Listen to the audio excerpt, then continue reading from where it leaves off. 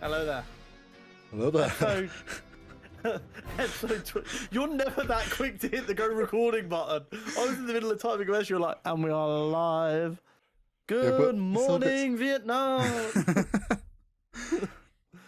I'm going to be completely honest. I know that's from a Robin Williams film. I was using it in The Office Michael Scott way of just using it as an entrance to everything. Understand. No context is key. Yep. Anyway, episode 28. Because we decided 2 hours of talking about San Diego Comic-Con last week wasn't enough, we're going to talk about it for another 2 hours today. Hog you guys. Yeah, there's a lot.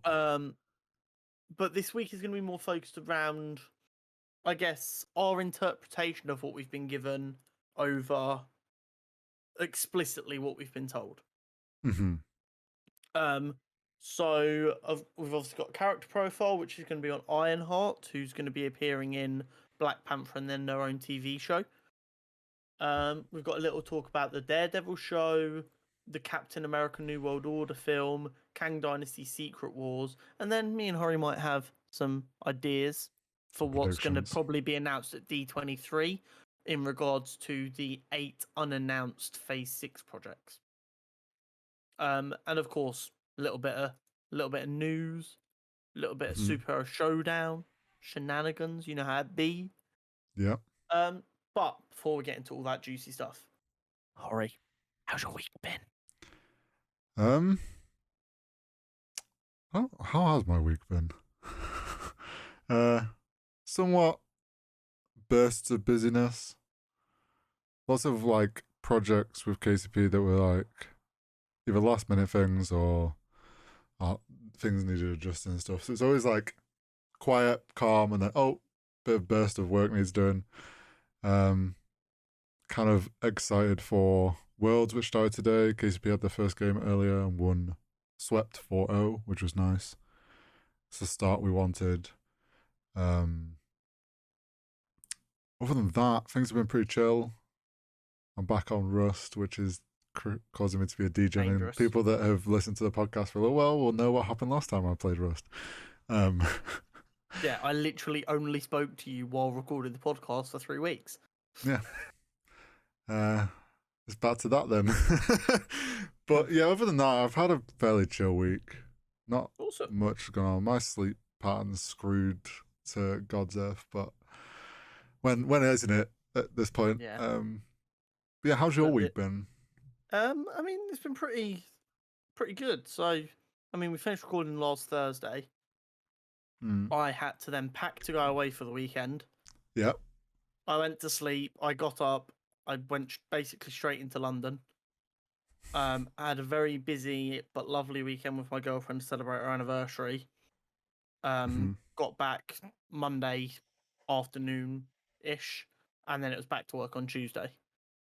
So it's been pretty bish bash bosh. Yeah. And because of how packed our weekend in London was, it kind of felt like one of them ones where you need like a day or two of holiday where you just kind of everyone agrees to forget you exist for a couple of days to like regenerate, or maybe that's just me. No, I feel that. But no, it's not been too bad. Got some stuff to look forward to over the weekend. Getting my new tattoo on Monday. Which is very pog. Yes, big pog. Very excited about that. So yeah, just chilling, killing, you know how it be. I mean, I did like no work for the podcast this week because I wrote most of my notes for this episode last Saturday. No, a week Saturday. I was gonna say it was like 2 weeks ago. I didn't have to do any editing this week because I was away and you took all that on.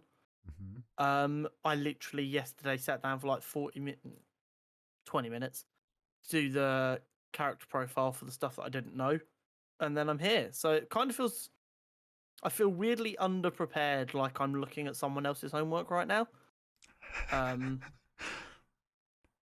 Yes, yeah. But no. I feel like I feel more like you usually do. I feel like I've been non-stop today.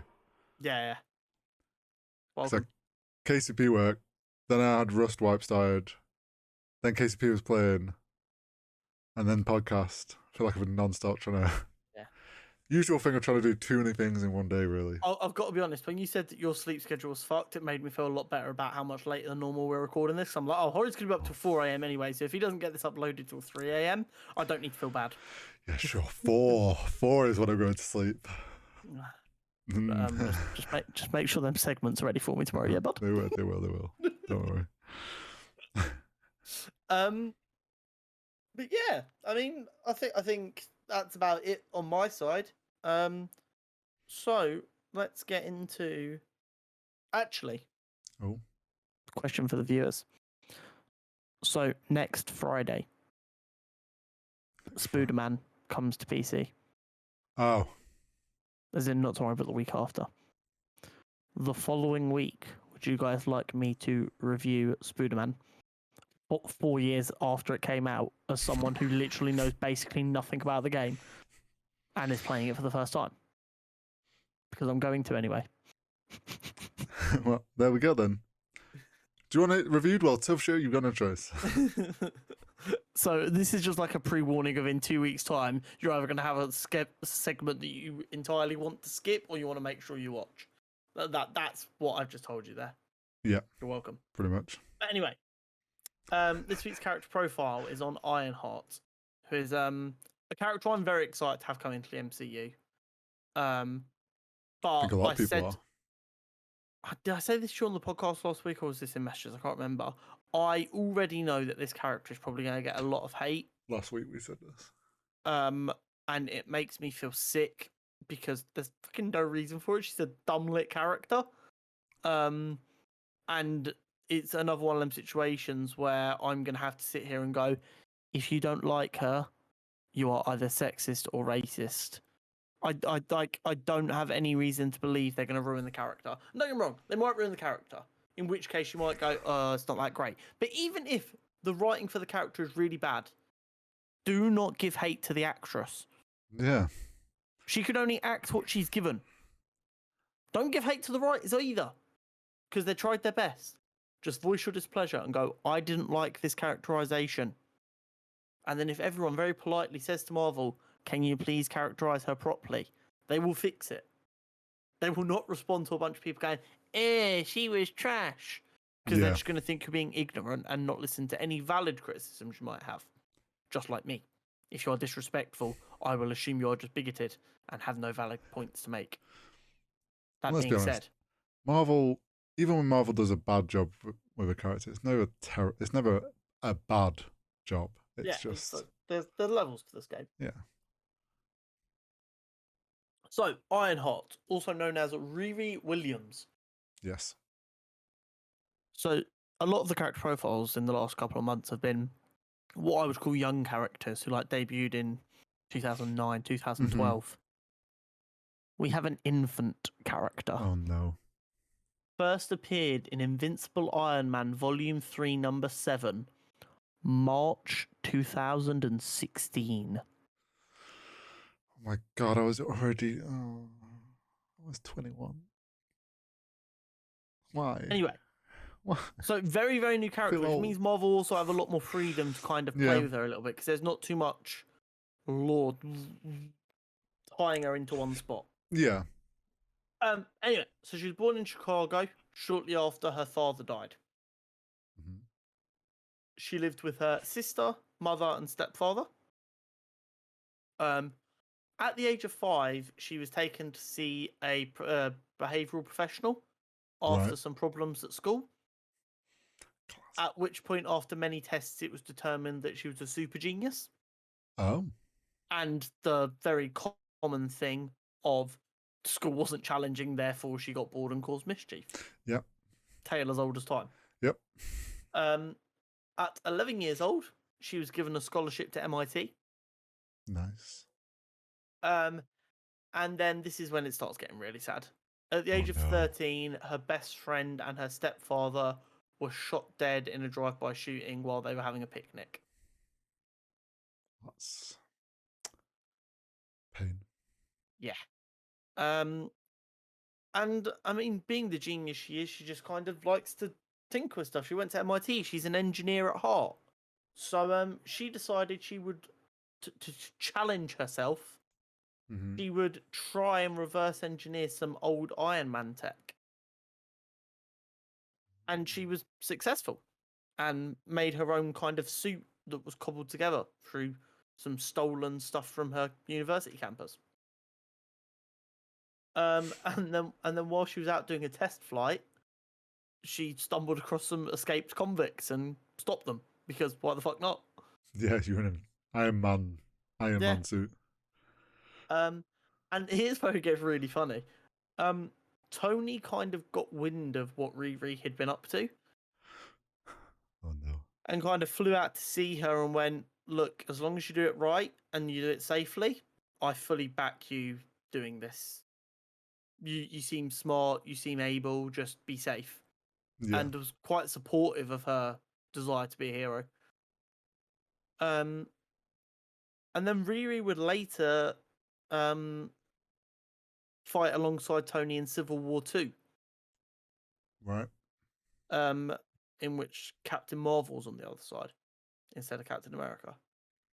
And then towards the end of Civil War 2, when Tony became comatose, Mm-hmm. Riri decided she would carry on his legacy.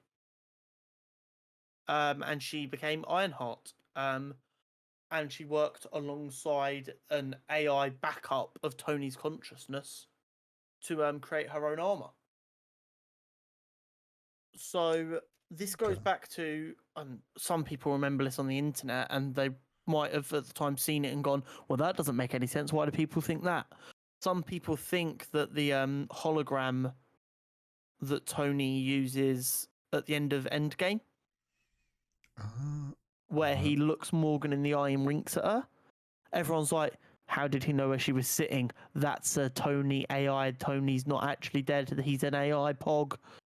I mean, it's never been paid off. It might not be paid off, but that's why a lot of people thought that, because he has a history in the comics of becoming an AI. Okay. So yeah, so she's up to like her third level of armor. It's pretty sleek. It Mhm. kind of looks a bit more like what we kind of saw in like Infinity War, Yeah. in like the kind of like the sleekness of it, not as bulky. Mm-hmm. Very quickly after becoming Ironheart, she kind of took over a lot of Tony's responsibilities in the sense of his villains became her villains. She was a true legacy character. Mm-hmm. She's incredibly intelligent. She's a very smart engineer. She's worked with people. She's worked on a team called the Champions, which was kind of just legacy characters. Right. Okay. I think Champions, as they're known in the comics, if they get seen in the MCU, will probably be just referred to as Young Avengers instead. Oh, right. Okay. So I think the Young Avengers we end up getting in the MCU is probably going to be the culmination of a lot of teenage-centric teams that have been seen in the comics, and then kind of taking bits and pieces they like from all of them to make their version of the Young Avengers. Mm-hmm. But I'm curious to see how the character changes for the MCU, because obviously she's in Wakanda. Yeah. It looks like she's going to be the Shuri to Shuri's T'Challa. The Shuri. Yeah, she's going to be Shuri. It's very simple. I don't know, making it complicated. But I mean, that doesn't mean. I mean, it's clearly a slightly older actor playing her. It's not an 11-year-old. So for all we know, she's already been to MIT. She's 16, 17, and she went, "Hey yo, Wakanda's very open about all the technology they have now. I would like to come and play with your toys, please." Potentially, yeah. She might even have some Wakandan heritage. Yeah, or Wakanda might Who even have knows? recruited her. Yeah, I mean, she might just be Wakandan for all we Yeah, know. true. Also that. So like, there's options, but there's also a good base to build off of there. Mm-hmm. I would argue in the comics what they kind of did was, okay, cool. The rich billionaire, playboy, superhero, super genius is kind of played out. Mm-hmm. What if you make it a young black girl from poor part of Chicago? Yeah, complete opposite. Yeah, she hasn't come from money. She hasn't come from a good situation. She's come from a loving situation where her family supports her, and she has very natural talents.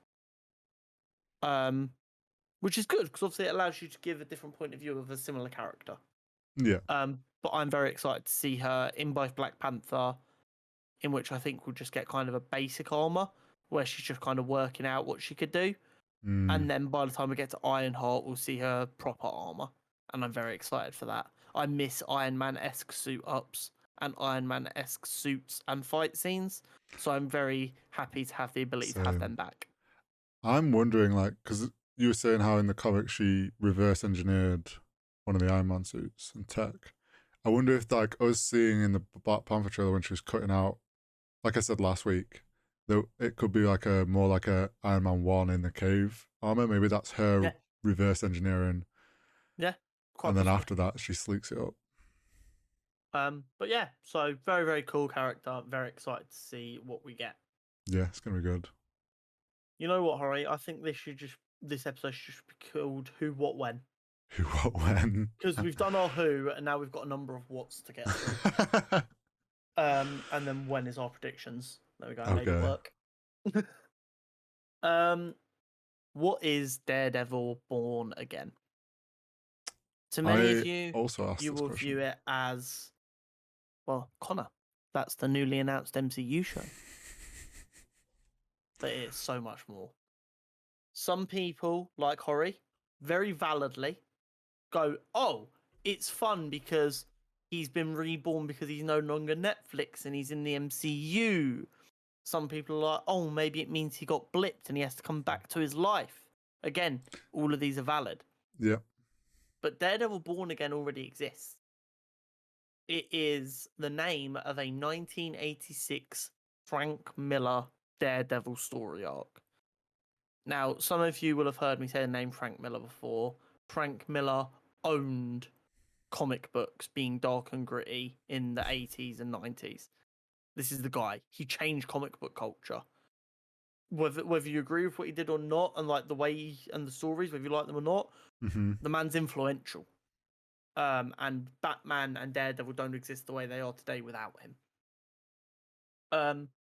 So it would make sense, along with the ideas that it's because he's moved from Netflix to the MCU, and maybe he got blipped, which could still work with this story.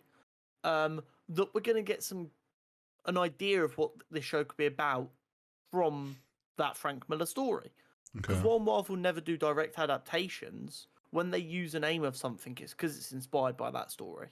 Yeah, they usually take at least parts. Yeah, they take parts of them usually. So I've got some bad news for you Daredevil fans out there who want to protect Matt Murdock at all costs, because you're going to see this man broken. Good. So, a couple of keynotes here. Karen, as in the secretary to their legal practice, decides to leave, and because she wants to become an actress. Okay. Unfortunately, this doesn't go that well. And to make ends meet, she ends up doing porn. Oh. And this leads to her becoming addicted to heroin. Slippery slope. It's very 80s view of, oh, you'll do porn, you must also be addicted to drugs. Yeah. Her addiction then gets so bad that for a fix, she sells Daredevil's secret identity, i.e., she gives away Matt Murdock's name. Oh, shit. This information naturally gets to Kingpin. Yeah. And essentially what he does is, very secretly and very carefully, he validates the information. And then he uses it systematically to destroy every element of Matt's life. Oh, no. In a very careful way that makes it just seem like bad luck. He convinces one of Matt's clients that he's helped to say that Matt told him to lie on the stand, which costs him his license. He then burns down his home. he ruins any public respect he has, and he is made to be viewed by the public as a piece of garbage human being who has been pulling the wool over people's eyes this entire time. What about Foggy? I mean, Nelson and Murdoch goes under R.I.P. Foggy. because of the Murdoch Yeah. reputation being destroyed. Then this leads to Kingpin getting a little bit too ahead of himself. Too big for his boots. And he then tries to bomb Matt's new home. Jeez, okay. And Step because up.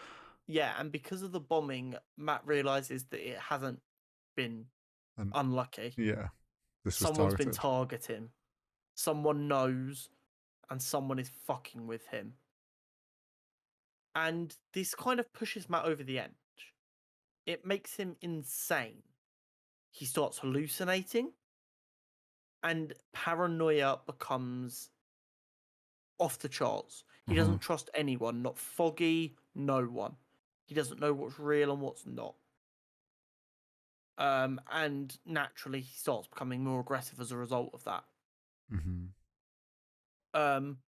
So then Kingpin decides it's time to just deal with this problem once and for all. And he reaches out to Nuke. Nuke? Now, Nuke is actually referenced and seen in the Netflix TV shows. I think we see him in Jessica Jones and Luke Cage. Oh, possibly. It's been a long time. I can't remember.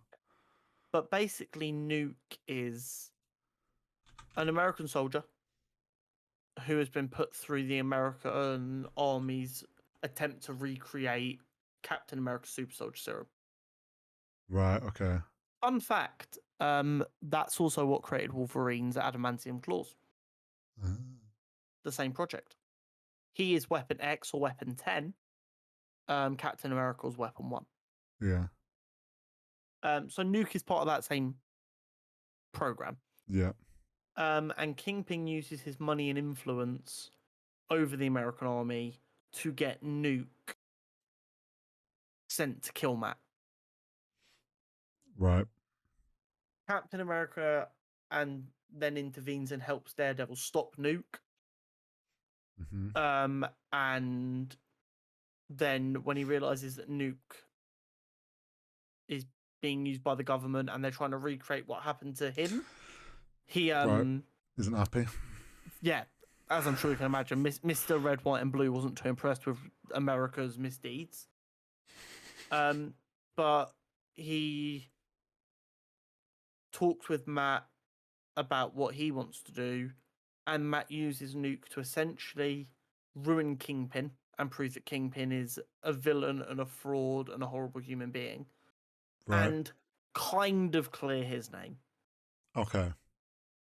He doesn't manage to shake off all of it, and obviously there are always going to be people, once there's bad news about you, who believe it to an extent. But he manages to clear a fair bit of his name. He doesn't get his law license back. Well. So he has to accept that he can't practice law anymore. But he manages to get back to some kind of resemblance of life, normalcy. Yeah. So I don't expect we're going to have Karen doing porn. No. Or being addicted to heroin. What we're going to have, however, is Kingpin finding out Matt's secret identity and ruining Matt's life using it. And we're going to see a very broken and beat down Matt Murdock. It makes me think of an old Spider-Man quote. It's like, everyone loves Spider-Man, but all Spider-Man fans can agree the best Spider-Man stories are when Spider-Man is hopelessly overpowered and broken and basically would happily be dead. And unfortunately, it's kind of the same for Daredevil's best stories. I'm already trying to piece this into how it would work with the blip. I mean, you make it that, because of what happened during the blip, Kingpin manages to realise who the Yeah, he realizes Matt Murdock's gone and Daredevil's gone. yeah, because like Matt Murdock has been a thorn in Kingpin's side in the shows, even if they only keep the Netflix stuff as partial canon and not full canon. Yeah. But it'll be very interesting to see their adaptation on this. And over 18 episodes, we could legitimately get 12 episodes of Matt's life just getting worse and worse and him not even knowing why. I wonder if they open it with like him coming back from the blip, and it's like everything will have changed, like situation wise. We know Kingpin's back in a pretty solid seat of power because of Hawkeye. So it's like him having to then come to terms with the fact that Kingpin's now running shit. Like nothing's as it was. He might not even have his home anymore if he's been gone and then they've given it to someone else or it got destroyed. So that could be why he's like he has no place anymore. Karen and Foggy could have gone off and done other things because there was no law firm because Matt was gone. Yeah. I'm very interested to see what they do with it. Or maybe they play it as the blip happened, Karen's life went to shit, so she sold who Daredevil was, and she was like, well, he's dead, so it doesn't matter. Oh, yeah, he's gone. And then he comes back and the information's already out there. That's actually, yeah. Don't get me wrong, I'm not saying he definitely did or didn't get blipped, but if they do want him to have been blipped, there's ways they can make it work with this. They could also just do it like, if he did get blipped, she wanted people to know Matt Murdock was like in a good way, and she was trying to tell people so he'd be remembered, not realizing, oh, he's going to come back and this is going to kind of bite him in the ass. Exactly. Yeah, it's going to be, which means also with the Born Again thing is we're going to get a lot of Daredevil Kingpin action. I wonder if we get any like Hawkeye, or I suppose Echo might show up again. I think She-Hulk and Echo are going to partially set up Born Again. Yeah. I think they'll answer the question of what's happened. Yeah, where he's been and what's been going on. Yeah. Whether that's he got blipped or. Do you know what? I don't really care if he has or hasn't been blipped, but I want him to have been blipped for one reason only. The scene in Black Widow where we see Yelena experience being blipped. Yes. And like the way the color and that really cool visual scene. Yes. I'd love to just see how they how Daredevil interprets I want more of being that. blipped. Yeah. Yeah. Just to see how they picture he would have interpreted that. Even if they just do it and they decide they don't want it to be blipped and that scene just gets leaked on the internet so we could see how they would have shown it. I just want to know how he would have experienced it. I agree. Can we just get 100 5-minute shorts of how every powerful MCU person would have experienced being blipped? Oh no, I don't think I'm ready for Peter's. Again. Still heartbroken. Oh, that would be painful. So this takes us on to Captain America New World Order. Yes. And that was another title that like jumped out at me. I was like, that's a very specific title there. Yeah, and last week, means anything. Last week I asked you about it, didn't I?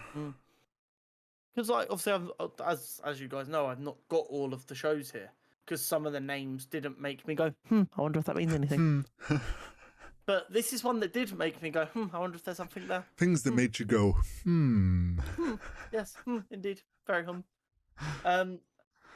Unfortunately, it wasn't as exciting as I hoped it was, but it does give us a bit of an indication as to what we might get.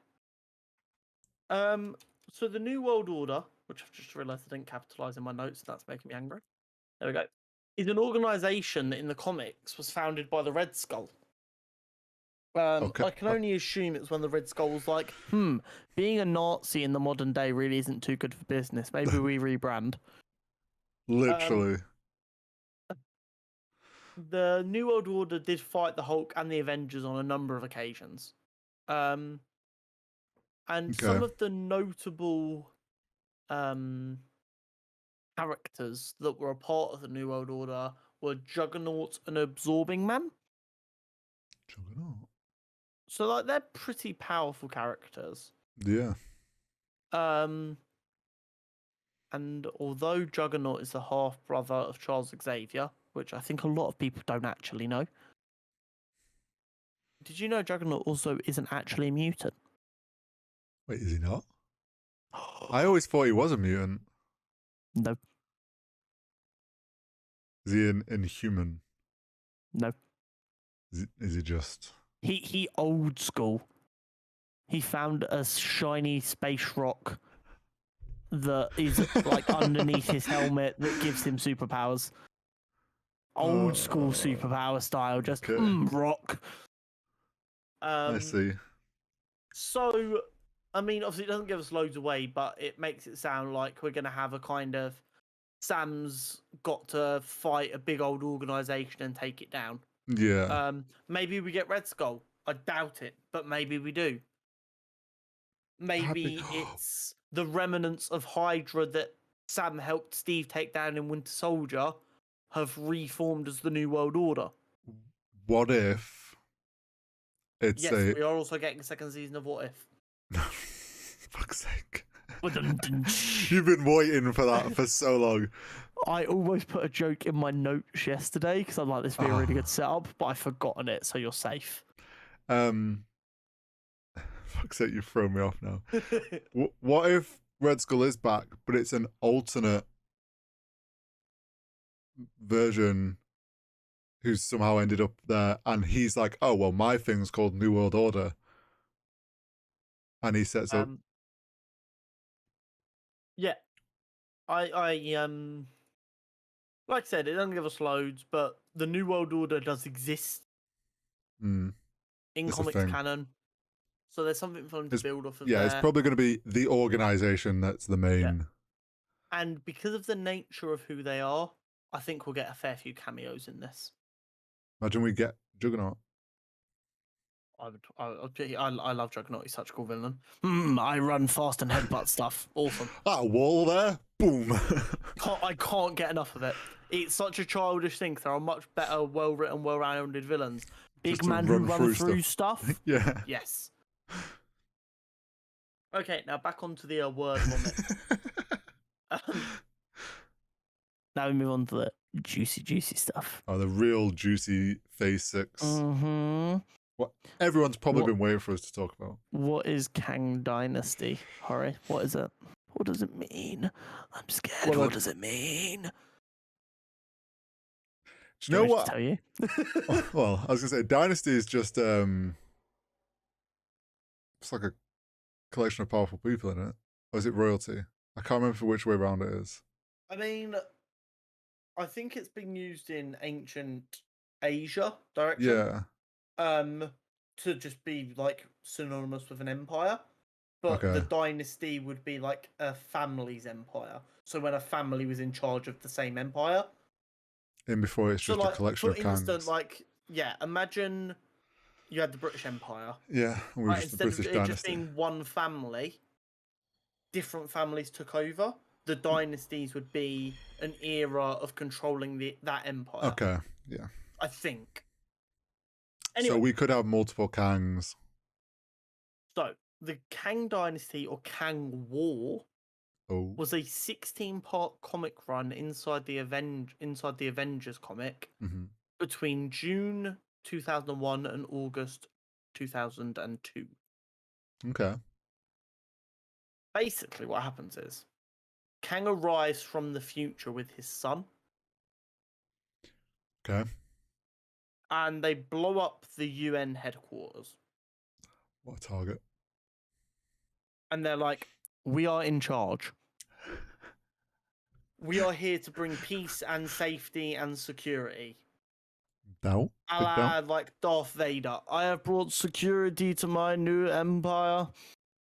That's brilliant. The Jedi were the real enemy. Yeah.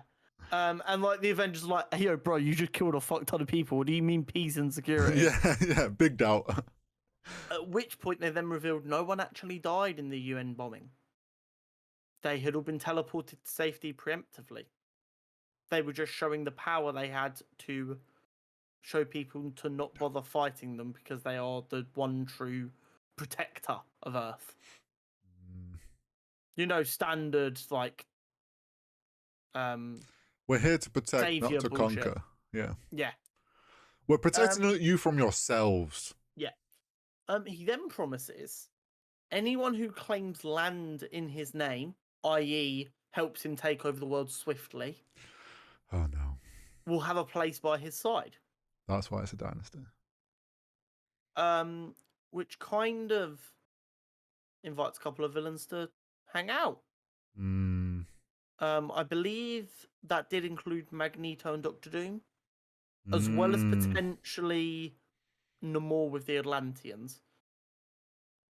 Because Namor was of the opinion, if I help him take over the surface, he'll let me just continue to manage Atlantis and my people will be safe.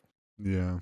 Not great for the whole world, but Great he for has his a own. responsibility to his people. He kind of had to do it. Not good, but understandable. And basically the Avengers get smoked. Well, yeah, no surprise. And Kang takes over the world. Unfortunately for Kang, his son kind of falls in love with one of the Avengers. Classic Romeo and Juliet story. Yeah, but in like a really like repressed, my dad says I have to conquer the universe kind of idea of love. But I just want to conquer your heart. Yeah, like he loves her, so he actually just acts like a decent human being. Okay. And basically this leads to the Avengers being able to get enough. An inside mountain. No, it's not even that. It just allows her to free a couple of Avengers, which then allows snowball effect to create where they have enough people to actually mount a counterattack. Okay. And this leads to an attack on his ship and on Earth. I've written down here, and I don't know why I thought this would mean anything to me 2 weeks later. The Avengers make new friends who help them free lost heroes. I can only assume I mean Kang's son by that. Must do. There might be other people, though. It'll be a surprise to all of us now. Basically, they fight back and free the Earth. Kang gets put in prison.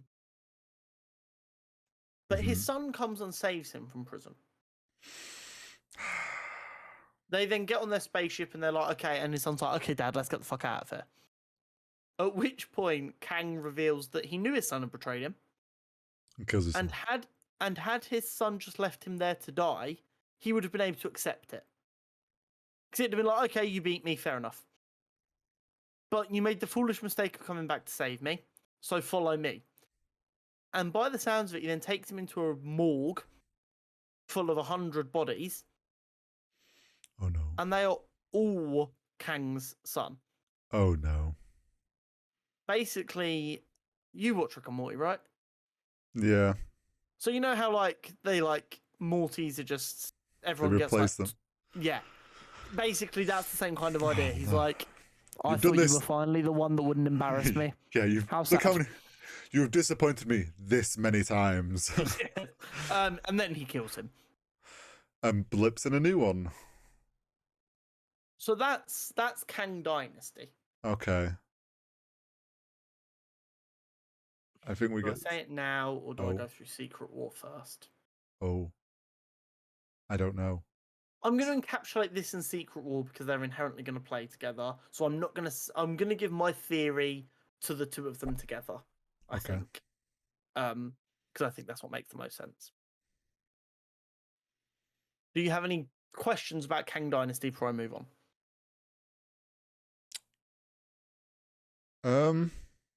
He's just talked for like 2 minutes. I feel like I just rambled. I'm trying to think because it's like, it kind of, to me, going off what you said, and we know it's called Kang Dynasty, there are villains that we've been wanting for a while that have been yet to introduced and rumored, like Doctor Doom. It would make sense if that's part of it. The whole idea as well of like he's getting people to help him to take over Earth works into the idea of Kang Dynasty. He's getting people and they're creating it together. It'll be interesting to see how if there's any like multiple Kang situation, because we seem to are gonna see a Kang in Ant-Man that may not be the Kang. So whether we, I don't know, get some interference from another Kang or another Kang helping him, or I don't know. Okay. So, what is Secret Wars? So I did a lot of research on Secret Wars because it's the end of the multiverse saga. Yeah. It's a name I've heard a lot about in the past. So on top of the reading research I did, I'm probably gonna lowball you guys here so I don't sound so much like a loser. I probably watched about 60 minutes worth of YouTube videos. Yeah, we'll go with 60. I think that's a fair amount. And basically, we have two Secret Wars. Well, yeah, there's old and We have the original Secret Wars, which I could talk about for a very long time.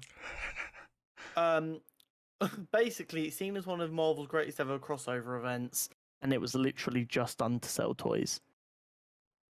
Smart marketing. So Secret Wars was a comic run from May 84 to April 85. It was Marvel's first ever crossover event. Okay. And they did it to sell toys. Hasbro had lost the rights to DC. Right. And they wanted Marvel. But they said, hey, yo, Marvel, you got some good characters. That Spider dude, he's lit. Everyone else, nobody fucking knows who they are. Work with us here. So Marvel were like, okay, bet. I'm going to write a comic book that has everyone. So everyone finds out who everyone is. So everyone's in it. And you know what? We're going to give Spider-Man a new suit in it as well so that you can sell two different Spider-Men. Ooh. Smart. Yeah. Proper. And everyone back then didn't care. So they were like, oh my God, this is so awesome. Whereas now you try and do something like that, everyone's like, wow, chill. Wow. I think people would still be like, this is so cool. Yeah. I mean, yeah. But I mean, you say that, but that's why people complain, oh my God, every superhero gets 3 suits every film just so they can sell more toys. Yes. Correct. Yeah. Wait till you see what they're going to sell with the Secret Wars film. 12 costumes a person. But basically, what we get is we get the main villain, the Beyonder. Okay. He's taken an interest in Earth and their heroes and villains, and he's very interested in the concept of good versus evil. So what he does is he teleports all of them against their will to his own world, Battle World. Okay. And although it's supposed to be heroes versus villains, what actually happens is Magneto, for some reason, gets teleported alongside the heroes. Interesting. Which, of course, causes a bit of a dispute. Yeah. The X-Men are kind of like, hey, leave Maloney's a mutant. Yes, we have our issues, but we're working on them. This is an internal problem. Don't this you is worry a family issue. Yeah. Whereas the Avengers are like, hey, yo, that guy literally destroyed New York yesterday. The fuck? So we also get a bit of a separation there. So it kind of becomes heroes, villains, mutants. Okay. And this leads to, of course, a lot of big fight scenes between the 3 factions. In various ways. We also get Spider-Man in his black suit for the first time. Oh yeah, that's when it got introduced. Which, of course, would later become Venom. Oh yeah, because it says symbiote suit. And it was later retconned that Daredevil was also there during Secret Wars, but no one remembers him being there because of the teleportation shenanigans. and he tried on the black suit first and drove it insane, which is why it acted so batshit crazy when Spider-Man finally got hold of it. Yeah, I mean, I would if I was in Matt Murdock's hair. Exactly. So basically, Doctor Doom then hatches a plan to steal the Beyonder's power because he's like, "Hey yo, that dude mad yoked." Yeah. It's like, fuck everyone else. I want the main guy. Yeah, he's like, "Hey yo, I'm gonna be wham." So he works. Oh, I say works with. He beats Ultron, and then reprograms him to help with his plan. This is the best way I can Factory describe reset. it. Yeah, literally. To steal the Beyonder's power. Which he does temporarily, but I mean, it kind of becomes short-lived because everyone then fights against him. Yeah, you kind of just put a massive target on yourself when you do that. Yeah, but he thought, I have all this power, I'll be able to get away with it. But then the Beyonder kind of, while he was fighting, woke up and stole his power back. He's like, bro, it ain't that simple. Like, mine. Yeah, you had fun with that while it lasted. Yeah, exactly. So Doctor Doom kind of loses power again, and then Reed's like, "Hey, yo, guys, I worked out how to get home. Can we? I'll take the villains home. You're all going to prison, but we can all just go home. It's cool." But the Thing doesn't go with them. Oh, because on Battle World, he can turn back to a human at will. right. So he's like, I kind of just want to be a human again for a while. Fair. So She-Hulk replaces him in the Fantastic Four. Oh, And he stays on Battle World for a while, and Reed leaves him with the teleporter so that he can come home whenever he's ready. fair. And then Spider-Man brings back the symbiote with him, wears it for a while, realizes it's Venom, and so on and so forth. So that was the original Secret Wars. So, which is loved, but kind of makes a shit film. Yeah. Also, does this whole like teleport thing not affect the time? Don't ask questions. Okay, sorry, sir. I will raise my hand next time. Time what? Time like line? Yeah, in their real, like, do they know they've been gone the same amount of time? This was comics in the 80s. Don't ask questions. That was the rule in the 80s. It's just, maybe. Who knows? Well, I was like, do they go back to where they left off as well as? I assume so. Okay. I assume so. I'll put my hand up next time.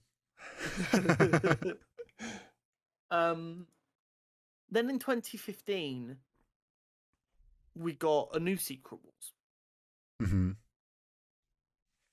Which is not liked. Yeah. Not that liked. But sounds like a really cool concept. I think they just missed a couple of beats. So basically, Secret Wars takes place at the end of the Incursions. Right. The entire universe is basically destroyed. Sorry, the entire multiverse is basically destroyed. And what we have is Earth 616 crashing into the Ultimate's Earth, which is... I don't know, I'm going to Google it. I don't have any notes for this bit. This is all going to be off the dome. Ultimate Marvel Earth. Oh, there we go. 1610. Okay. Which is the Earth that Miles Morales comes from. Right. And the Earth where Scarlet Witch and Quicksilver are brother and sister, but also in a loving relationship. The Marvel Ultimate Universe was very, very good for a little while. And then it went very, very weird and very, very bad. And Incursions was kind of a way to just get rid of it. Oh, okay. Smart.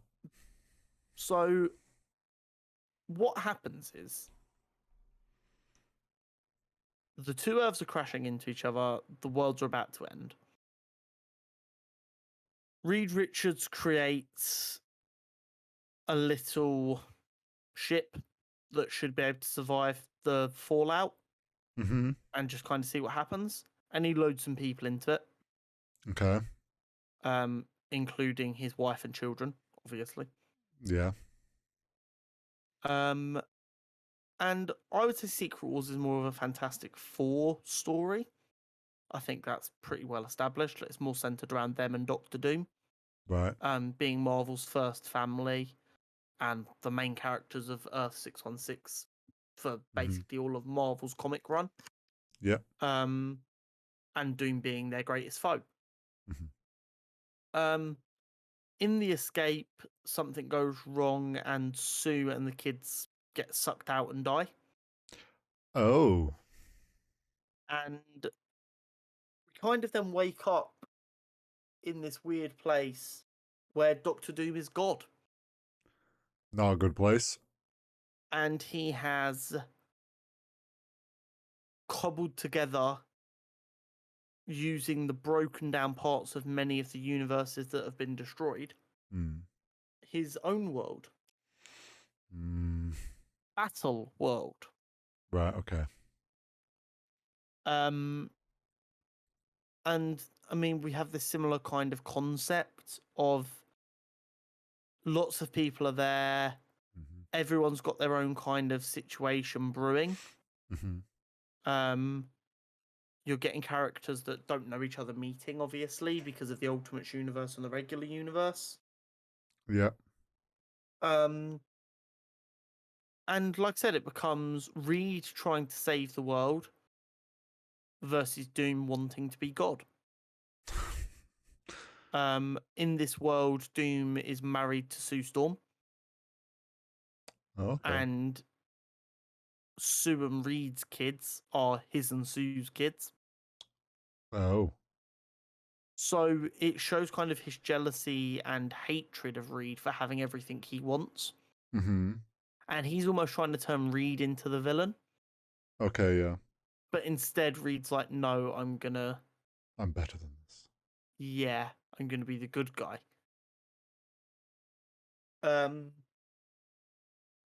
So, I mean, shenanigans incur as everything does with a story. You've got to have stuff going on to keep it compelling in between. Which, I mean, isn't worth a lot. A, because I don't have notes to tell you what they are. But B, Marvel will change when things to suit what they want anyway. Yeah. And what it boils down to is Doom doesn't actually have enough power to keep this world going. It's breaking down. I get you. It's not sustainable. So essentially, they work out the problem is Doom is too desperate to have the world made in his image. But he doesn't have enough imagination to do it. Like, I know that sounds really corny. Yeah. But like, I don't know. He's too single-minded, I guess would be the less corny way of describing it. So eventually there's the big fight and Reed gets the power.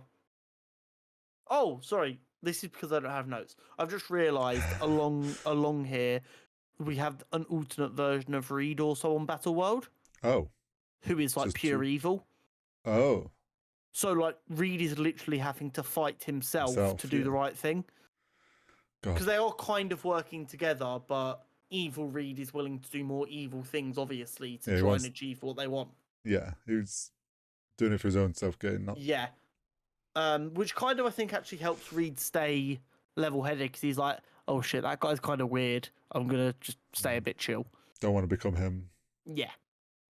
But you get to the dichotomy and the whole idea of... Well, I know it's from... Or the most common example I ever remember of hearing the quote is Christopher Nolan's The Dark Knight, where it's like, we're all just one bad day. Yeah. It's a concept I really love in any kind of good versus bad media, which is why, although a lot of people are sick of it, the idea of the bad guy and the good guy having the exact same power set is quite actually appealing to me. Because then it becomes about a debate about the morality, not about what they can and can't do. Yeah, it's what they're willing to do. Because then you can apply that to them real life. It's like we all have the same abilities. We're all base arse humans.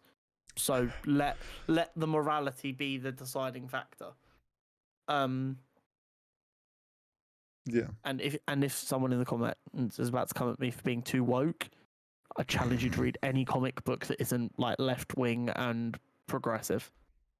And if you do manage to find one, congratulations, you have no ability to read between the lines. And basically what it boils down to is Reed takes the power, Doom succeeds the power to Reed. Because he realizes Reed is the only one who can save the universe. Right. Reed then recreates the universe, saving people like Miles, who then join Earth 616. Right. Okay. This is where and then we get the Fantastic Four essentially go out to the universe and rebuild it, planet by planet, galaxy by galaxy. Okay. So this goes back to what I think I said it last week. A lot of people hear Secret Wars and they get excited for the very famous, very well received 1984 version, and there are going to be elements of that. Yeah, this is what the story itself is going to be more like the 2015 version. Well, yeah, the whole idea of its incursions and multiverse crashing together, like it just lines up with the. And this brings me to my theory. Oh, here we go. If there is no episode next week, Kevin Feger's heard this episode and executed me for being too ahead of the game. If I'm doing this podcast alone, that sounds very shaky next week. And I'm not really deep diving into anything, and I'm avoiding. Films are fun. If I'm alone next week and the podcast is now exclusively about Star Wars and Lord of the Rings, it was not creative differences, no matter what he says. I may have been told to sign an NDA. My theory is. Okay, here we go. Through Phase 5 and Phase 6 up until Kang Dynasty, Kang is going to be slowly built to be dubbed as the biggest, baddest, scariest motherfucker we have ever seen. Kang Dynasty is going to end with Dr. Doom making him look like a little bitch and killing him. Okay. So that Dr. Doom can then be the villain for Secret Wars. And instead of building a villain like they did with Thanos through like 2 phases, they're building Kang, and we're all like, oh my god, he's so scary. I don't know how they're going to stop him. And then they build up this terrifying guy and have Dr. Doom, who a lot of people who don't read comics already know how scary he is, come in and crush this guy like a fucking ant. And that moment in the cinema is going to hold as much gravitas as some of them big cheering moments, although people won't be cheering. Well, yeah, like the moments like when Thanos like the snapped. Hammer and the Thanos snap and stuff like that, where we're like, oh shit. The Avengers are like, people are dead, they're broken up, they are all ready to retire, and they barely beat Kang, and this guy's just come along and like made it look easy. I think you're right. Doctor Doom is the main villain of the multiverse saga. Because you've also got to remember, right before Kang Dynasty, we get the Fantastic Four film, which we're also rumored to get Doctor Doom in Wakanda Forever. Well, yeah, also that. So I think what we're going to see is, I think we might not necessarily get to see Doctor Doom in Wakanda Forever. I think they're going to start name dropping him, or like descriptive dropping him. You know how they do with like talks of a person and we all put pieces together. And then I think you're right in the sense of Kang's going to be the one that everyone's focused on and we're building up.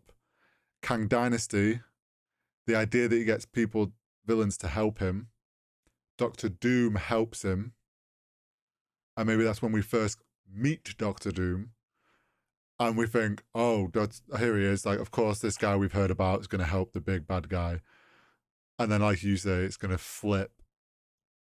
And everyone's not going to expect that Doctor Doom's the one actually in control. And I mean, a lot of people who like are heavily into the comics are probably going to be in our comments like, well, yeah, duh, dumbass. And it's like, yeah, no, but you don't get it. These films aren't for avid comic readers. Don't get wrong, they're happy to take our money and they want us to enjoy them. But these are for people who haven't read comics.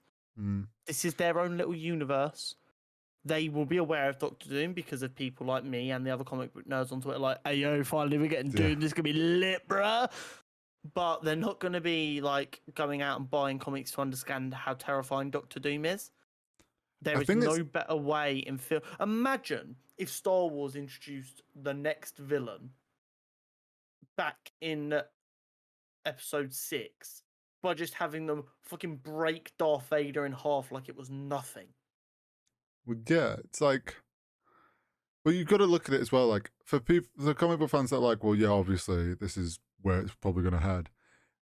The majority of people that watch the Marvel films spent phases 1 to 3 slowly being teased and built up about Thanos, and then Thanos was the big bad. They're now being slowly teased and built up about Kang, and now going to, especially in phase 5, to most avid viewers and fans that don't even listen to this podcast necessarily or deep dive into it, are going to be watching films going, oh, Kang's going to be the big bad. Kang Dynasty. Like, this is where it's going. He's after Thanos, so he has to be scarier. Yeah, exactly. Like, he's obviously, like, multiverse scary. And then how do you subvert expectations? Have him just get curb stomped by someone. Yeah, like, it's just going to completely flip. Especially, like, you've got to understand as well, like, the fact they're putting 2 Avengers films so close together, it's got to be a big, like, flip of who's in power. Yeah. Because otherwise, Kang Dynasty would be the end one. Like, it'd be something about... So, yeah, I think your theory is really solid. And obviously, it makes sense that it's going to be more taking parts of the second Secret Wars because it's multiverse and we've already been told about incursions. That being said, while I do think it's going to be more of the second one, if we don't get a Spider-Man black suit, I'm going to be livid. Livid. Wonder if they'll give us a Spider-Man and a Miles Morales. And that's how Miles Morales gets introduced in Secret Wars. I don't want to wait that long, Jorge. I'm going to be completely honest with you. Well, yeah. No, I don't think anyone does, but... Oh, yeah, I'm not down to wait that long. Sorry. Try again. So, now that I've gone through both Kang Dynasty and Secret Wars, do you have any questions or comments that you feel that I didn't cover well enough or that you've thought of as I've gone through? No, but I think a couple of my predictions kind of, I feel, fit, which I'm sure we're going to get into next about predicting these next 8. But, like, some I'm not, like, I'm going to put this out there now because we're probably going to get into this. We have chosen to predict, there's 8 unannounced projects in phase 6. Like, we got the 3 major ones, but there's 8 others that they didn't tell anything about. We are expecting them to get announced at D23. There is a lot of options of what those... so many options. I'm re-looking at my list right now, and I've realised some of the stuff that's missing from there. And I'm like, oh shit, how do I get that in with it still making sense? There's so many options. There's stuff that people are... like, new stuff, like sideshows and stuff or whatnot. I don't think we're only getting 8 projects. Neither do I. I think this is the 8 big name projects, and it's going to be 8 films. I don't think we get 10 films in 12 months. However, if we do, we're going to eat good that year, brother. Well, I lean more towards films, but maybe 1 or 2 of them are shows, and then there's extra shows mixed in. But yeah, I'm going to say now, my predictions are definitely probably less calculated and less thought out as Connor's. Connor will probably have a pretty more solid idea of what they make sense of what it might be. I'm going off what I know about and what I would like. Mix of both. So bearing in mind I've basically spoken for an hour straight, would you like Do you want me to go first? Yes. Okay. So the first, I think this is before Fantastic Four. I forget where Fantastic Four fits in. Fantastic Four is the start of phase 6. Is it the first? There's nothing before it. Nothing before it in Phase 6. Okay. Well, I believe. the first unannounced one, which I think is fall 24. Do you want me? I've got them on my notes from the previous episode. Do you want me to read them out in order? I have all the unannounced ones. I just don't know where Fantastic Four fits in. Okay, so it goes Fantastic Four, Mm-hmm.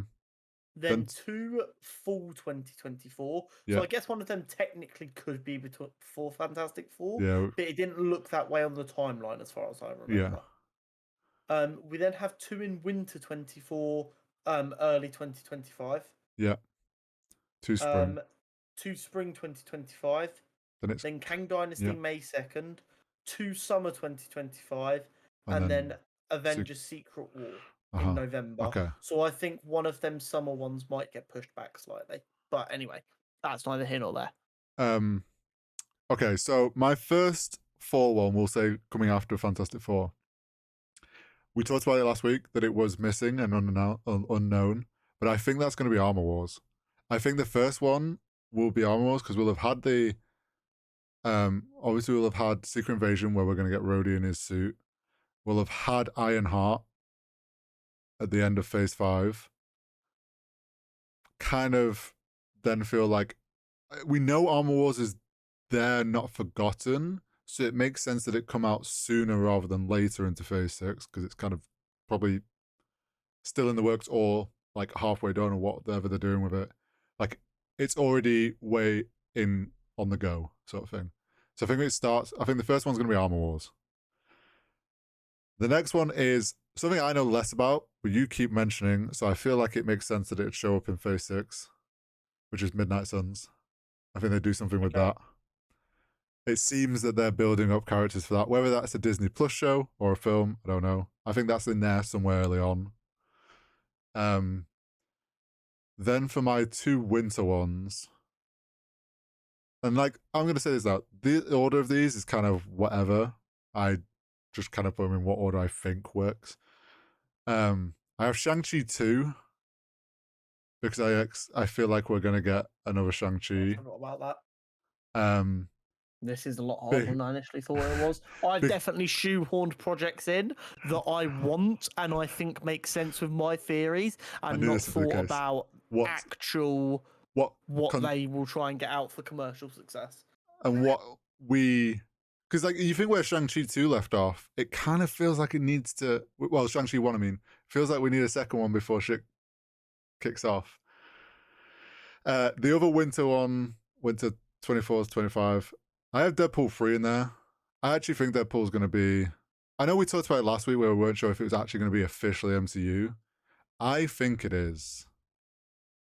And I wonder if they didn't announce it because they're going to put it in Phase 6. That's kind of like I'd like it to be, but I also kind of, I'm not 100% sure they would. Like we said last week, they might just throw it in whenever they want. And keep it kind of loosely tied. But I'm putting it in there. So then for spring, I have Eternals 2.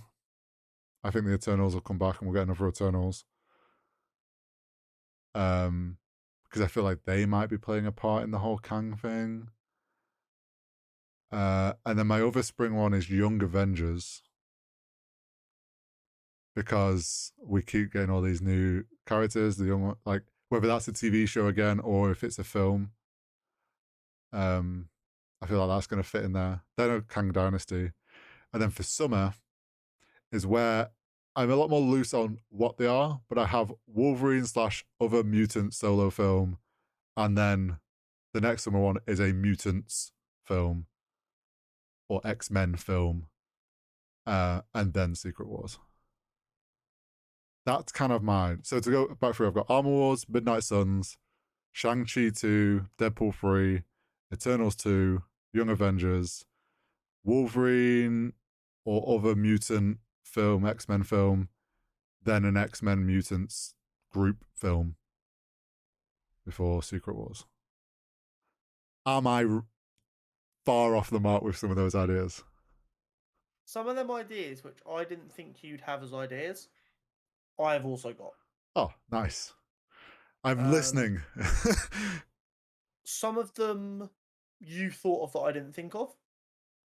Maybe that's more because you're like thinking as a pure fan of the MCU who's Thinking more what thinking MCU what might come. characters need to come back. Yeah. And like I said before, some of these might be me trying to shoehorn things in that I want. Mm-hmm. So we've got Fantastic Four. Mm-hmm. The order of some of these I'd be up for changing, but I'm going to list them in the order that I wrote them in because this was the order I was thinking of them. And as we get on, I lose my consistency of what I think could or couldn't be. Yeah. Because it gets more tricky. So I think one of the full 2024 films is Spider-Man 4. I'm not sure if you're aware of this, but in the comics, Johnny Storm and Spider-Man are very good friends. I did not.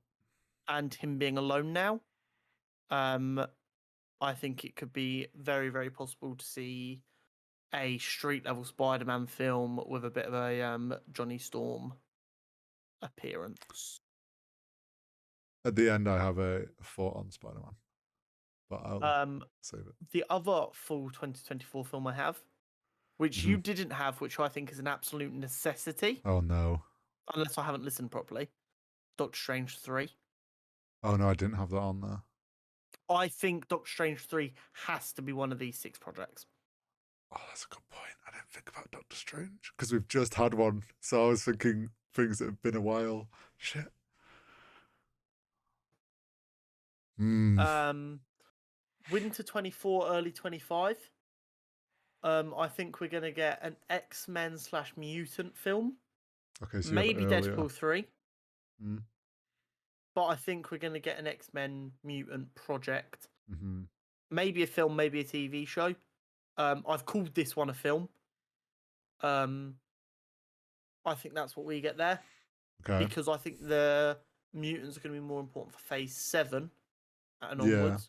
But I mean, they've already started drip feeding it with Ms. Marvel and stuff. So I think that's going to be our first proper introduction to any kind of X-Men. I then think, I don't know why I put this in here, because there's definitely better options. But I have decided our other Winter 24, early 25 is going to be She-Hulk Season 2. Oh. Don't ask me why. It's been decided. Accept it. Okay. I then think our first spring 2025 film, project, is either going to be Ironheart Season 2. Oh. Or a Civil War 2 project. Because by that point, we would have had a bit more exposure to the X-Men. Uh-huh. And the Civil War 2 storyline could make sense. Okay. And we know Kang is smart, so having a little bit of a fracture as a result of Civil War 2 would then make a good time for him to strike in Kang Dynasty. Yeah. Now, I've only got one option here. This could also be Civil War 2. So I've kind of got 3 projects that I think go into these 2 slots. Okay. So in the 2 spring slots, I believe. Yeah. I've got either Ironheart Season 2, Ms. Marvel Season 2, and Civil War 2. Right. I think we get 2 of them 3. Okay.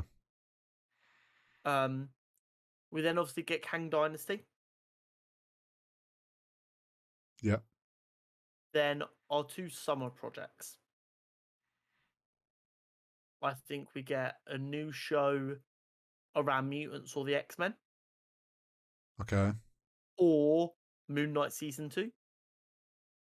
Or Midnight Suns. Right. I did say, see, this is why we should never ever talk not on the podcast. I don't know if I said this on the podcast or not. People are nervous that there's been no announcement of a Moon Knight Season 2. That's because I think they go straight into Midnight Suns. Note on that, which I've just realised you haven't got it in your things. Yeah, there was a little video of Oscar Isaac and the director in Cairo being a bit weird and funny with a fan. Yeah, saying that why else would we be here? I mean, I never believe anything anyone who's directly No, tied to Marvel but has to say. I mean, Yeah. No. It's this definitely. It means something. yeah, whether they're But just that scouting, could that could just as easily be them filming for Midnight Suns. True. Oh yeah, true. And then I think the other summer project is Young Avengers show. Oh, you have that later. Okay. Which is one I did not think you'd go for. I thought that'd be something that you obviously we've spoken about it, but I thought that'd be something that would slip your mind. Well, it's something we've talked about for a while. Is new, like they had the Hawkeye series and different legacy characters. Yeah, like the. So it's like, if I didn't know if they were important or if they were involved in Secret Wars, like some of those characters. So I was like, it kind of makes sense that they would have. They'll have done so many of the shows by that point that like they need the little team up one. I think what it kind of is it's kind of like a Falcon and a Winter Soldier style show, where the entire show is about them getting ready to become the Avengers, but not knowing they're becoming the Avengers. Does that make sense? Yeah, I get you. So they're kind of forced into a situation where they're having to work together, and then at the end of it, they kind of accept that they are the next generation of Avengers. Yeah, I get you. So, while I remember, and it's on my mind, Spider-Man being one of your options, Spider-Man 4. I thought about this, and you're not gonna say something I'm not gonna like, are you? I don't know, but I also like while I was trying to figure out some of these films, I was like looking at like lists of films that have been and what like might be next, and looking up different things, trying to get ideas and get my head around it. One comment on the Spider-Man that I saw was, if Sony want to keep the rights, they actually have to release Spider-Man 4 during Phase 5. Because of timeline. Of how often they have to release a film. Yeah, it's every 2 years, isn't it? That he has to appear in the project. What are they releasing? They've got Madam Web, they've got El Muerto. They will slap some random Donnie and a Spider-Man suit into one of them films just to keep the rights. True, but unless as part of their new deal with Marvel, they've agreed. You've got to remember though, with No Way Home, that wasn't part of the thing, and then it got added in originally. So it's like it could be they announced all these to be like, look, Sony, we have all these films, we need him here. Let us. That's my only thing I saw, was like people were saying that it'd have to come out in Phase 5. I do get that, and I would understand the point. I think they don't want Sony to release a Spider-Man film that's going to fuck with their plans. So they'll kind of go, "Ayo, we'll do the film here. Don't worry about the rights. They won't revert to us. We'll do a new contract or whatever." So I don't know. But it is interesting. I would rather have it in Phase 5. We get it sooner. Oh, always. My brother in Christ, let me be completely fucking honest with you. I would go and watch a new Spider-Man film every 3 months and never ever get bored. No matter how garbage it ends up being, I will go watch. Because you know what? It could be great, and it's Spider-Man. Mm-hmm. Just like I do for Batman. Just like I do for The Flash. I don't even like Batman that much. Batman's a fucking mid-tier hero to me, but you know what? He's iconic. Yeah. And it's got power. I'll go see it. In 2024, I'm going to be at the cinema every fucking day watching shit for this podcast. You think I won't go see a Spider-Man film every month if they made it? Fuck yeah. It's the same film just with 30 seconds of extra footage. Sweet. 2 tickets, please, and a large popcorn. But yeah, that was the only thing and that's why I didn't put Spider-Man, because I read that. And I fully get it. That is something that I normally keep a very close eye on, and I think because like he's in the MCU, I tend not to think about it as much anymore. But I used to have like dates set in mind of, okay, we're going to get a Spider-Man film here, otherwise Marvel get the rights back, and that'd be banging. But of course, Sony are never ever going to let that revert. And then there's like, so you said some of the shows like Miss Marvel 2 and She-Hulk 2. I didn't. I was kind of loose on adding in the shows because I think they'll get mixed in there Yeah. because there's potentially I like Loki season 3. I definitely took it only being 8 projects as gospel just to limit myself. Yeah, fair. I've also remembered why I had She-Hulk season 2 in there. Oh, I'd thought because Secret War would have her becoming part of the Fantastic Four potentially, they would want a season to set up her character arc for that. Right, yeah. Because that'd be quite a big team change up.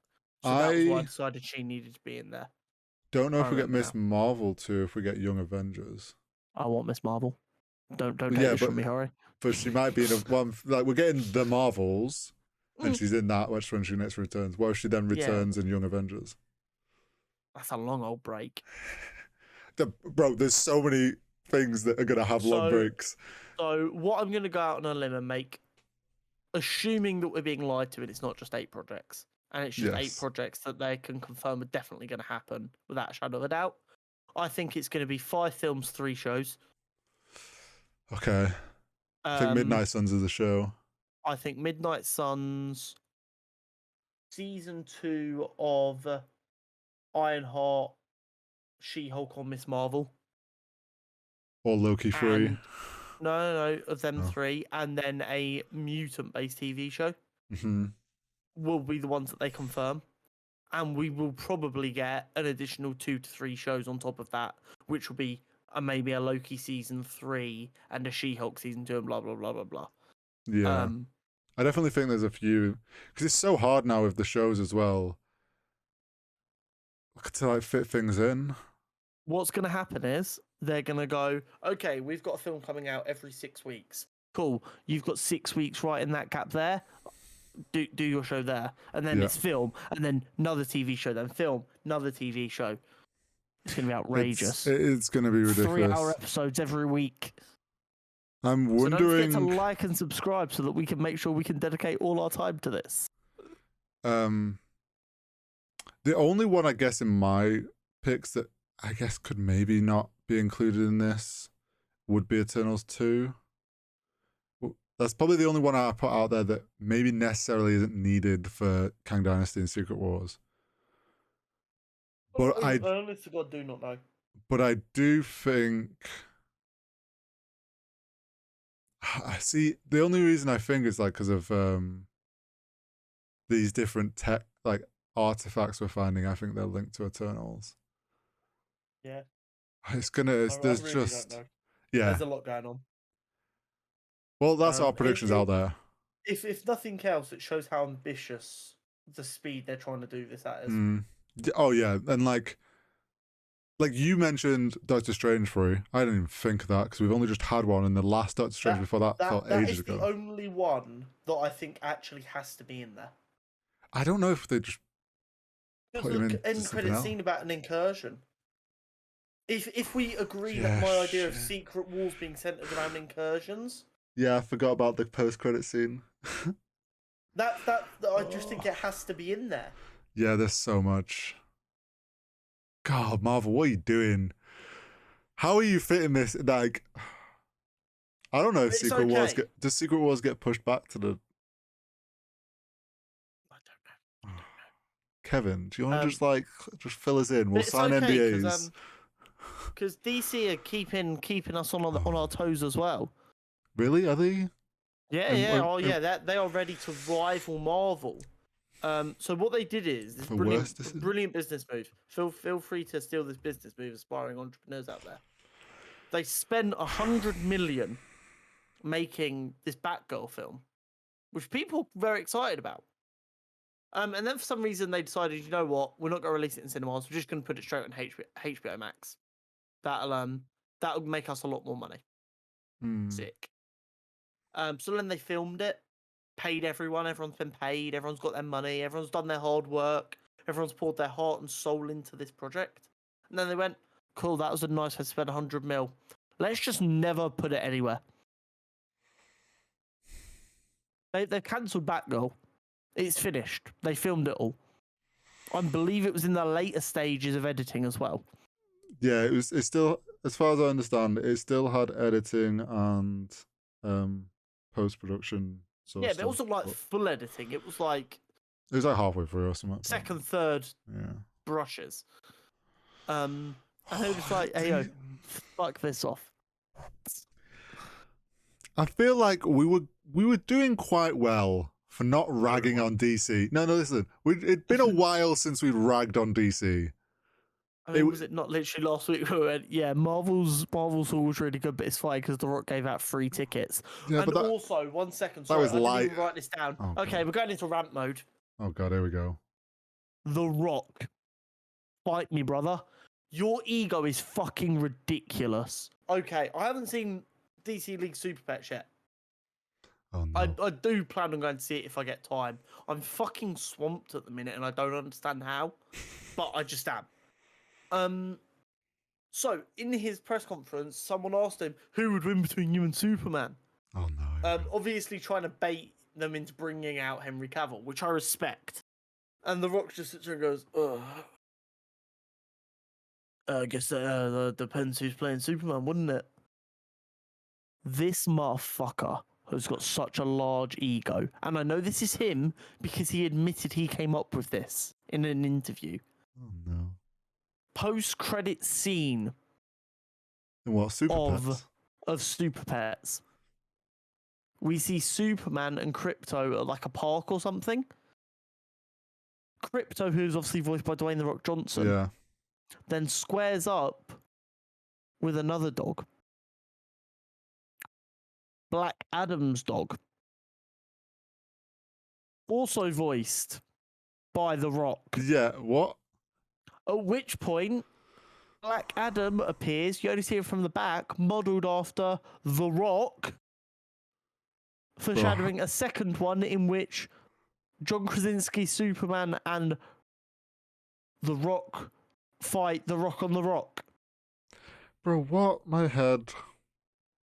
How many times did he have in his contract that he had to appear? I loved The Rock growing up and watching a bit of WWE, and he's good in a lot of roles. Stop casting this man in every fucking role that he wants. I just don't like. Surely someone in the casting department was like, "This is a bit he has too weird." much power. He's a superstar. He is the superstar. The Rock goes, I would like in this kids film to have it mentioned that I have a huge penis, and they're like, you know what, Rock? That is a great idea. That's great. Good job. It's just an animated. But like, how large does your ego have to be that when asked about Black Adam and Superman fighting, he decided he was going to tease Super Dog fighting Black Adam Dog, who he voices both of?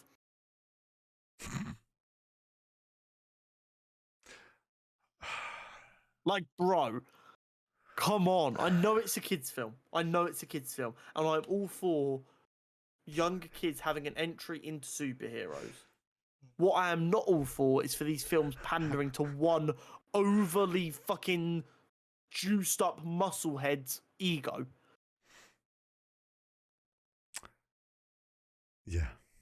I mean, it's such a random thing to do. Like, even if like it's meant to be jokey, the fact that he's voicing both one, it's like, where was the need? Like, Makes me sad. well, but anyway, DC, yeah. I mean, yes, but we it's fine, slightly because ragged on it last week. good news. We do have some good news coming out of DC. Do we? Yeah. They've decided what is going to compete with one of the most anticipated films of all time in Fantastic Four. Joker 2 is going to come out around the same time as Fantastic Four. Is that a smart move, though? You know, the all singing, all dancing musical. Oh, God, that's also going to star Lady Gaga.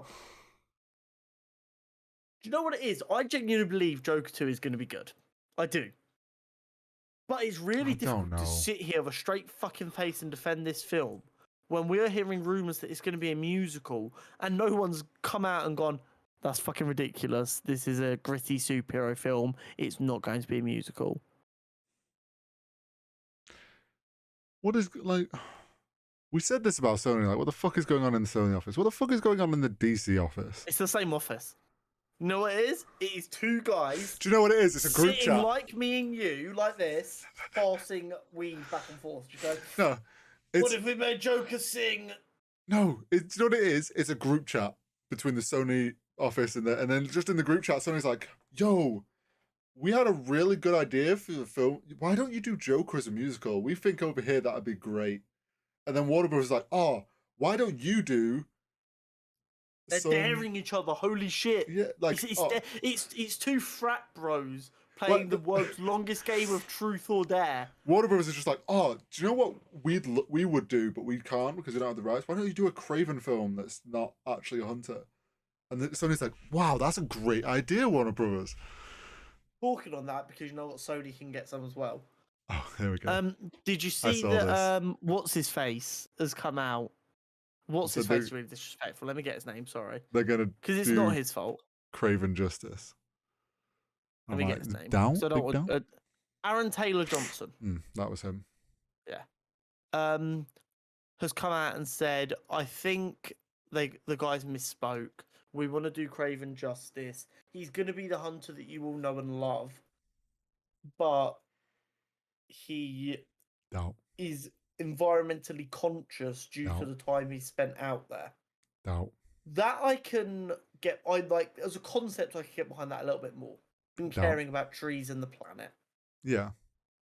But do not try and sell me on him being like some poison ivy bullshit of being an eco-terrorist or some shit. Yeah, big doubt. This man goes around killing fun things for fun to prove that he is the apex predator. Do you know what they will... Anything else is a fucking failure. Do you know what they will do? One thing they will do well. Visually, he'll look like Craven. And they might nail it with the outfit and because of their choice of actor. Everything else is going to be Sony tainted. You know what the most heartbreaking thing is? Aaron Taylor Johnson's a fucking brilliant actor. And when I heard he'd been cast as Craven before the shitty movie film, I was like, yeah. I can see that man wearing a lion as a vest and chasing after Spider-Man. And then they were like, hey, yo, but he loves animals, though. And I was like, fuck. Yeah, it's just... Sony and DC, like, come on. Did you also hear that they might be moving the Aquaman back? Again? They might be rearranging Aquaman to better fit in with things. I can't remember what it was. Well, did you also see people losing their mind on Twitter because Batgirl got cancelled for nothing? Yeah. And they're like, but you're still going to release The Flash. Yeah.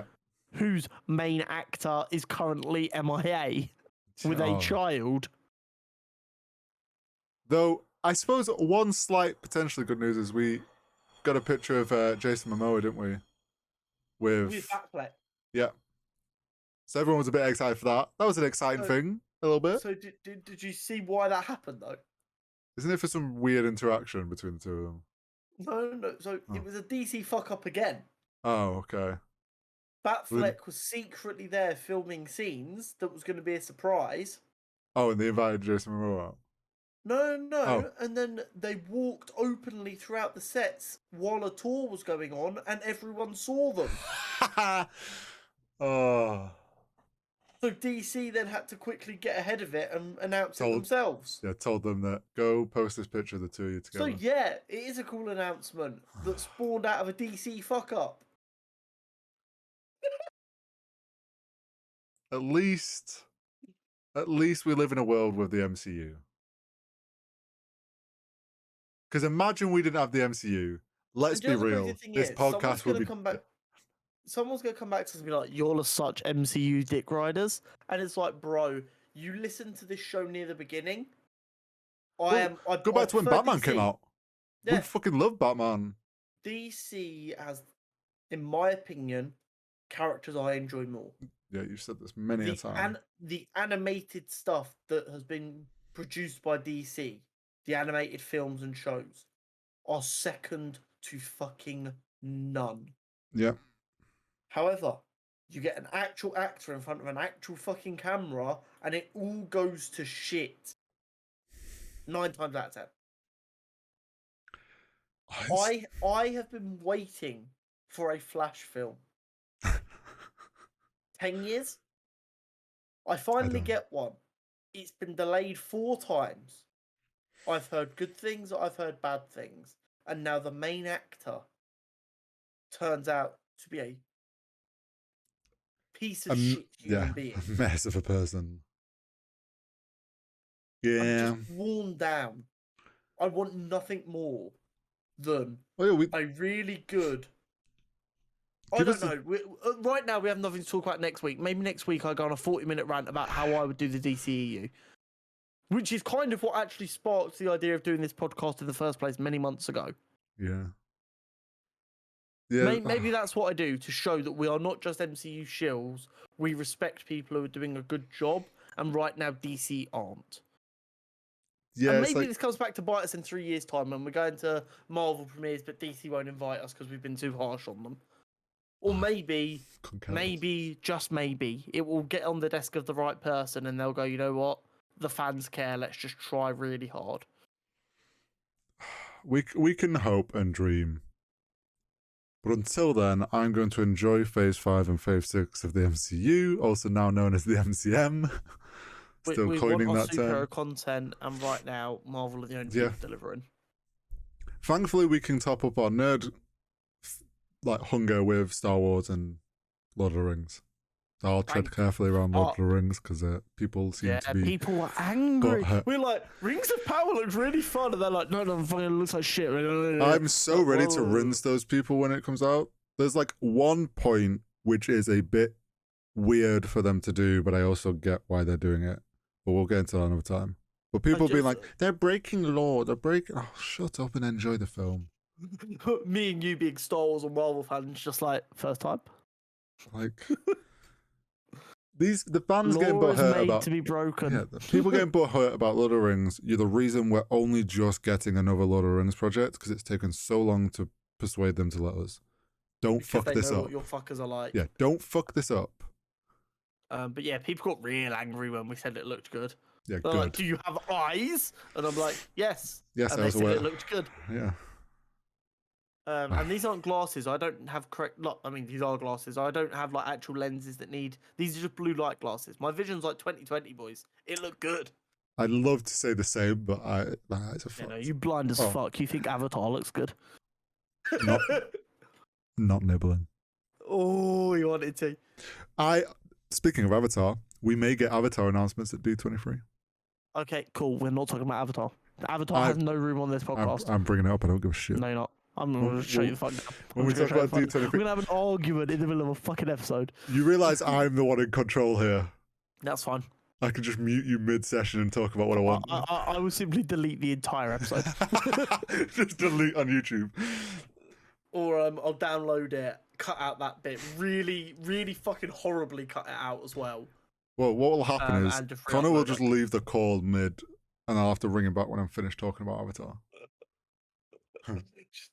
What we'll do is I'll have a code word for pee break or something, and you can talk for 10 minutes while I go and do literally anything else, because it would be a better use of my time. Anyway, after that segment of ranting about the state of DC and Sony. I feel better, though. Do you feel better? I mean, loads better. Always great to get it aired out. Yeah, I know I care too much about this stuff, but I care about the characters. It comes from a place of passion. Yeah. And I don't know. If you don't get worked up about trivial stuff, you're not living life right. It's that simple. Same with sports. But you also got to enjoy what we get given. Exactly. Anyway. Super Showdown. Yes. Should have been last week, but... I gave Warner Brothers an extra week to decide that multiverses would be the right sponsor for this. But as we've already established, they're a bit of a shit show over there, so they haven't got back to me. I also didn't actually send an email. But... Abomination versus Captain Cold. Villains final. Standard rules apply. 18 and older. The winner will be taking on Martian Manhunter next week. Yes, they will. But who wins when they are both in a neutral environment with only their standard equipment and they are bloodlusted? In reality, we could have fit this in last week. Yeah, it's gonna be kind of quick. Because what happens is Abomination goes next.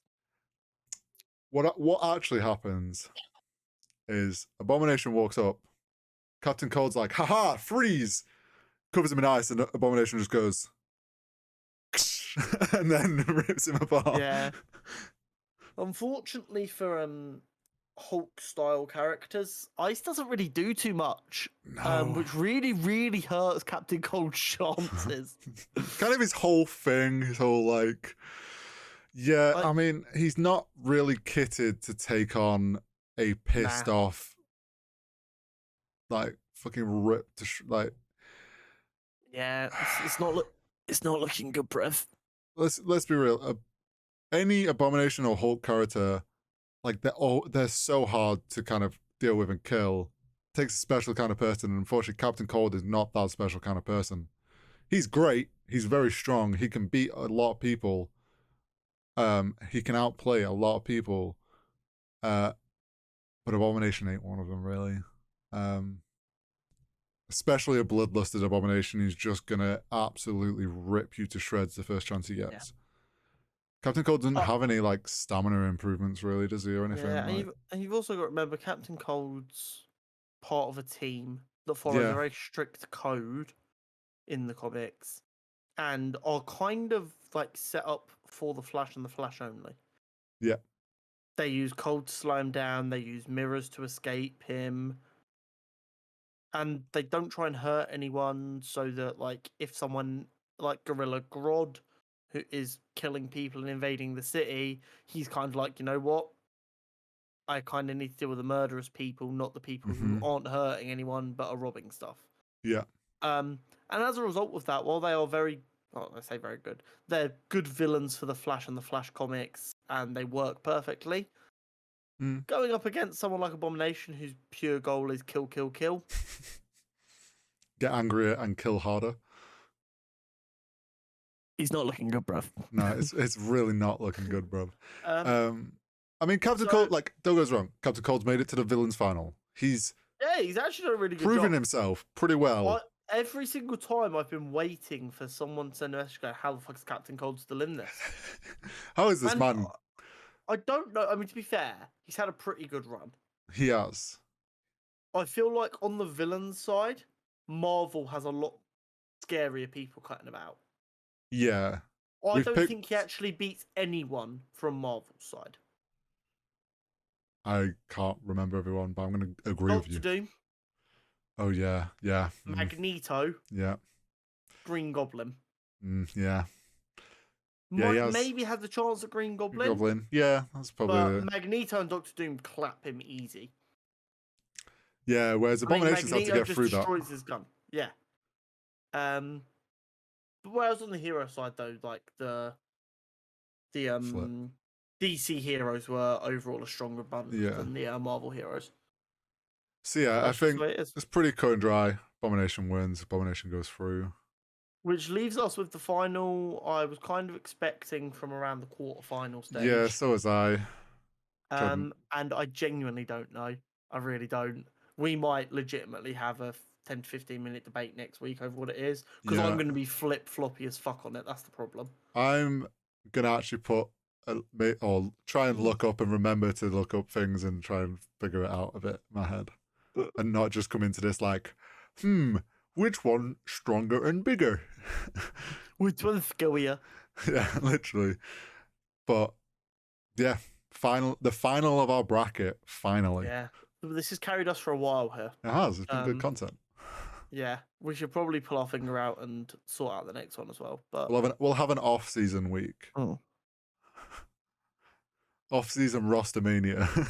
I mean, I don't know. There's more of you guys watching than ever now. Maybe you guys actually have some superhero showdown you want to hear us discuss now. Yeah, maybe... if you have suggestions, start dropping them. Yeah. If you've got anyone you think should be in a bracket, or just a straight up matchup you'd like to see. If not, I think we We'll might come up with maybe a themed bracket. Oh, Who knows? how many But yeah. different Hulk characters are there? I know of Hulk, She-Hulk, Hulkling, Scar, Red Hulk. Abomination, Red Hulk. That's 6. There was another one. Is he called A-Bomb? I don't know. Oh, if we could get 8, you could have a little like 8-man Hulk bracket. Who is the strongest Hulk? A-Bomb Marvel. Well, that's A-Bomb's another Hulk star character. But yeah, we could do themes for sure. Yeah, I mean, I was thinking more like mutants. I know you are. It's only because we've got Hulk's Abomination. like very fucking niche. It's like, you want me to find how many Hulk style characters? It's because Abomination's in the final. Yeah, I think. Yeah, I mean, maybe we do like. Okay, so there's this thing on TikTok. Oh, here we go. Where basically there's an account do that a like dance. finds the most powerful version of a character Right. from a universe. Oh, we start picking universe versions.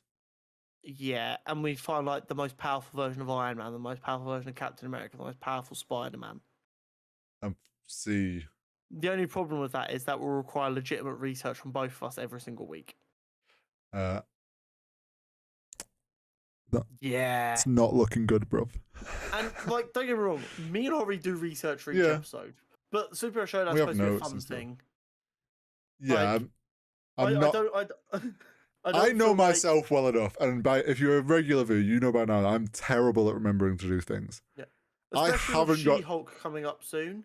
Yeah, trying to balance actual boring 9-to-5 person job, managing my own YouTube channel and stream schedule, putting together the character profile every week, as well as watching any new shows that have come out and finding news and editing the shorts and trying my best to remember to upload all of it to TikTok as well. God, yeah. Shit. And all of the tweets.